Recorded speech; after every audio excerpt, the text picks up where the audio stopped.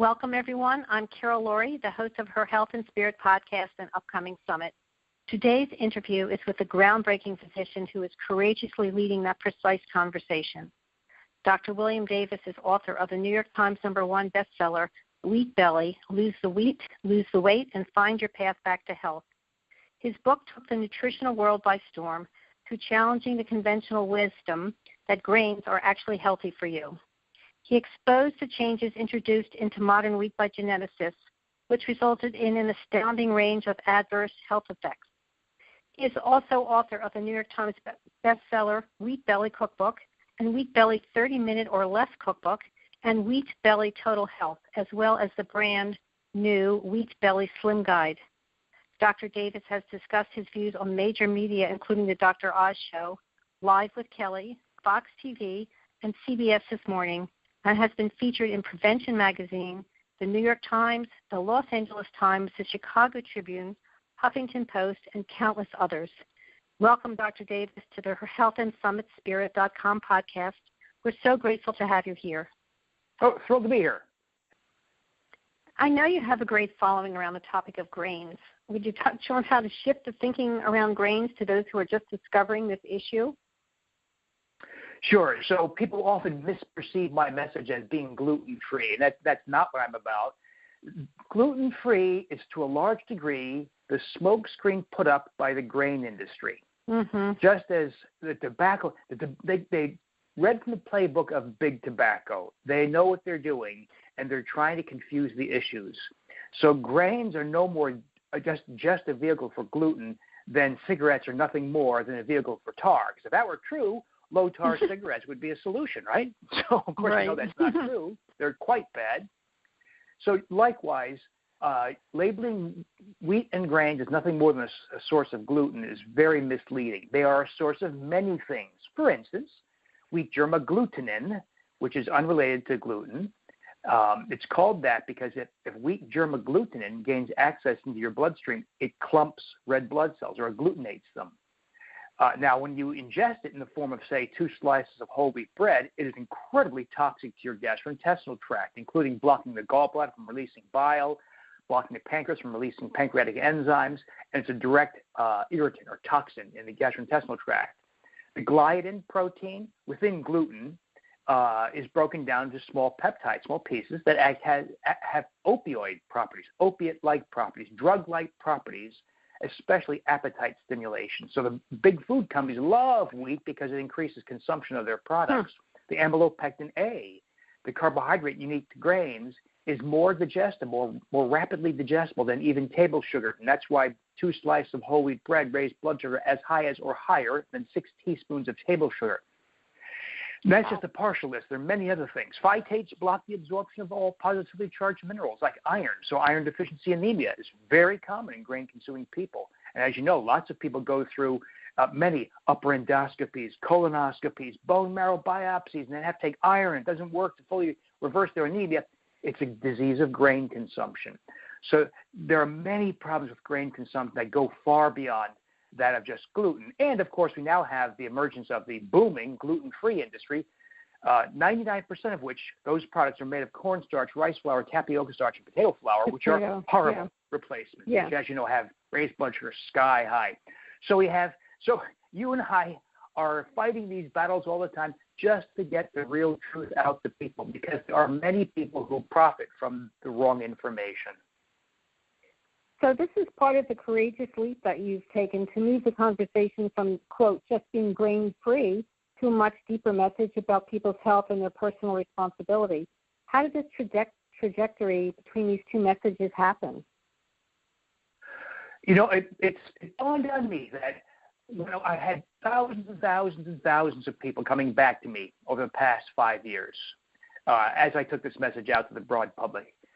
I don't have type 2 diabetes anymore. I'm not on insulin. I'm not on 3 of those oral drugs. I'm off all my blood pressure medicines. I don't take acid reflux drugs anymore. My irritable bowel syndrome is gone. My polycystic ovarian syndrome, all those phenomena that I thought I needed drugs for are all gone. I conceived a new child. I'm fertile again. Men report their male breasts disappearing. People dropping many dress sizes. Waist dropping a foot in circumference. rheumatoid arthritis going away, lupus disappearing, ulcerative colitis disappearing, Crohn's disease unwinding within weeks to months. What I saw was that we were giving back control over health to people, and that the solutions people were getting, the purported solutions like steroid drugs, anti-inflammatory drugs, insulin, injectable insulin, oral diabetes drugs, etc., were not solutions, of course. They were fancy, very profitable Band-Aids. Yeah. And yet we could reverse these diseases quickly and essentially without cost. And, of course, when we reverse diabetes, type 2 diabetes, other things happen too. People look better, they feel better, their skin rashes are gone, the joint pains are gone, the depression, the mind fog are reversed. In other words, we don't just set out to reverse diabetes, say, or rheumatoid arthritis alone. We reverse a broad wave of health problems. Yet conventional health care never did that, never asked why are all these conditions present. They were happy to just dispense drug after drug after drug. As you know, it's not uncommon for people to have dozens of drugs, pages of drugs, and all the side effects, of which, the long-term side effects of such things as statins, for instance, which are prescribed like water, are only the last few years starting to surface. We know that lots of people, for instance, now have type 2 diabetes from their statin drugs, tendon ruptures from the statin drugs. The statin drugs are a horrible class of drugs being dispensed for very flimsy reasons based on what is essentially very clever marketing and very poor science. Exactly. But that all sounds very pessimistic, but it strikes me that what we really have is an incredibly potent tool that we can put in the hands of people. A little benign guidance, right? We're not selling things here. We're just telling people this is how you do it. And people are given extraordinary control over their health, their weight, the way they feel, the way they look. So that's been my message more recently. I'm trying to emphasize to people that this is something you can do on your own, and you hardly need the doctor at all, often not at all. It would be nice to have the help of a benign health practitioner to help someone, for instance, get off injectable insulin. That does require a little bit of know-how. It's not that tough, but it does help to have a little bit of help. Some of the oral drugs for blood pressure and blood sugar, that would help. Some of the anti-inflammatory drugs for autoimmune diseases, it helps to have a benign hand to help you unwind these drugs and do it safely and methodically. Unfortunately, as you know, it's easier said than done, because most of my conventionally practicing colleagues have no idea how to get people off drugs, how to do it safely, and have no appreciation for the fact that this person could be incredibly healthy without them. So we got lots of work to do in educating our colleagues. And we have work to do in educating the people out there that they don't have to get to the point where they can't move and are so sick before they begin to think about, well, what can I do to take charge of my health? And maybe I don't need to be on these 7 drugs. And maybe I don't have to have fibromyalgia and rheumatoid arthritis and heart disease and depression and constipation. I think the messages that the advertising companies give to the public is, it's fine if you're overweight and you want to eat this greasy cheese sandwich, and you just need to take an antacid. There aren't any messages out there in the advertising companies about how to really take care of yourself. And books such as yourself, the ones that you've written, are really state of the art in helping people up-level their health. Well, thank you. I think you're right. I think the first step is to at least make people aware that something is desperately wrong, that the healthcare system is not a system that provides. I draw this comparison. Imagine the prison system called itself the good behavior system. I mean, it would be an incredible charade. Right? We know that's not true. We know that people don't go into prison to come out model citizens. So you don't go into the healthcare system to come out healthy. You don't come out healthy. You come out drugged up and procedured up, because that's how money is made. So that's what permits a $40 million new wing to be added on, the cardiovascular wing, onto a hospital. It allows the doctor to drive his Ferrari with vanity plates. It allows lots of money to be made. But that's not what health is about, and health doesn't even come from it. So I think most people aren't even aware that the healthcare system has nothing to do with health. It has to do with maximizing revenue for the insiders. It is an enormous wealth transfer. We know that 17.5% of GDP is currently devoted to healthcare, higher than any other country in the world, even though the U.S. ranks last, by the way, in most measures of quality compared to most other westernized countries. People don't know that. People often say American healthcare is the best in the world. It's not the best, not even close. It's at the bottom of the list, in fact, for the Western culture. But it's the most expensive. What you don't hear, though, is that healthcare insiders would like that GDP to be 19% or 20% because it's a wealth transfer. Every dollar you pay into the healthcare system goes into the pockets of the insiders in conventional healthcare. The hospital executives, the doctors, the pharmaceutical executives, the pharmaceutical companies, the multinationals, the medical device industry, and all the other people in that huge, huge infrastructure. Not to say that the nurse is working her shift is a bad person.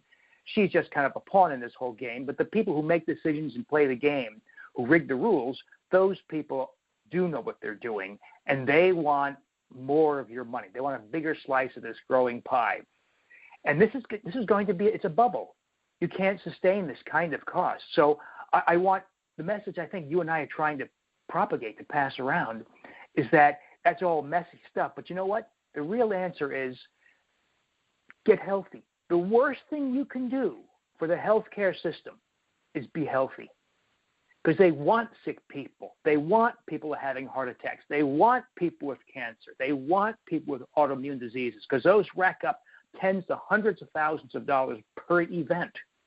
Yet those diseases, the vast majority of them, are not necessary. You don't have to have them if you don't want them to. Not to say every disease known to man is caused by diet and related things. Of course, that's not true. There are genetic diseases, injury, catastrophic illness, infections, etc. But I always remind people, primitive cultures who hunt and gather their food do not have any of the diseases of civilization, the so-called diseases of civilization like diabetes and heart disease, that we have. They have other injuries. They have dengue fever and malaria, and they fall off rocks and a crocodile chases them. They have different kinds of diseases. They don't have our chronic diseases of lifestyle. I think there's a very, very important lesson in that. And likewise, when primitive people are exposed to our food and lifestyle, they develop all the diseases we have, by the way, and even worse than we do. So that simple observation that's been repeated literally hundreds and hundreds of times carries a very important lesson for us. But I think it's a lesson that all of us can put to work. It's a beautiful message for us to end on, Dr. Davis. Thank you so much for your time. To the audience, thank you so much for listening. I think this has been a really informative, lively conversation we've had, and I encourage everybody to buy Dr. Davis's books. There's the Wheat Belly book, which has a stack of bagels on top of it. It should have a red line through it, which says, "Don't eat these anymore." So this is Carol Laurie signing off for now. Have a great day, everybody, and stay tuned for more wonderful interviews.